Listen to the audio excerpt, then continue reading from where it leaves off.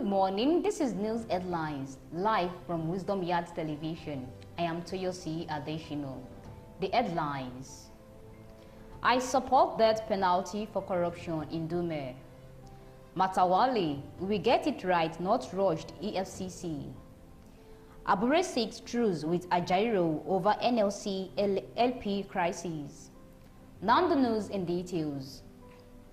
The Chief Whip of the Senate, Ali Ndume, has revealed that he would support the death penalty for those stealing government money, cautioning that those who steal 1 million or 1 billion should not be killed, but someone who steals 1 trillion naira of government money should be killed.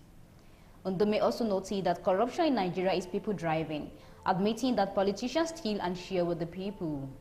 The Chief Whip stated this when he was featured on Channels TV Politics Today on Tuesday, when questions about the death penalty as a deterrent for those caught with drugs were being fielded. According to Ndume, if you compare us politicians to all the corruption, it is very small. Our corruption is people-driven.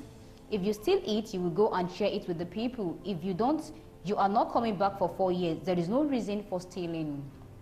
I have been to the National Assembly. I can't say because we are on TV now and not telling the truth. If the death penalty is supposed to be included in corruption, I will support it, but you don't go and kill someone that stole 1 million or 1 billion. No, he stated. But someone who steals 1 trillion of government money should be killed. The death penalty is the best deterrent for those being caught for drugs. If you do drugs, you are killing people. That means you have destroyed the lives of so many people and killed so many people, he said.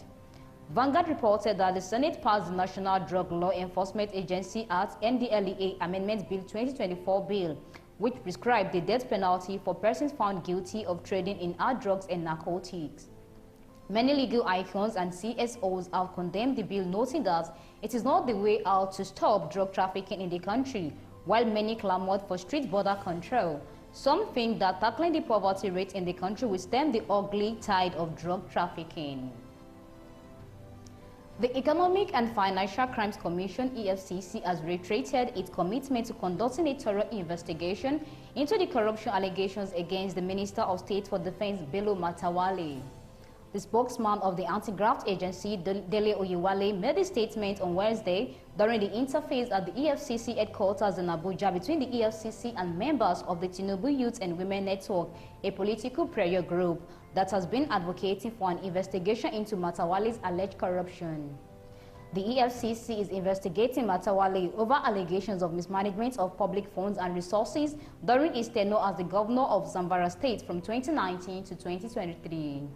The agency had announced in May 2023 that it was investigating Matawale over allegations of massive corruption, award of fictitious contracts, and diversion of over 70 billion naira. The Tinubu Youth and Women Network, which claims to be working with the government to identify and address instances of corruption, pressed the EFCC to reopen the investigation into Matawale's alleged corruption. Bearing placards with inscriptions such as EFCC, why is Matawale free? EFCC, don't forget Matawale. EFCC is Matawale above the law, among others.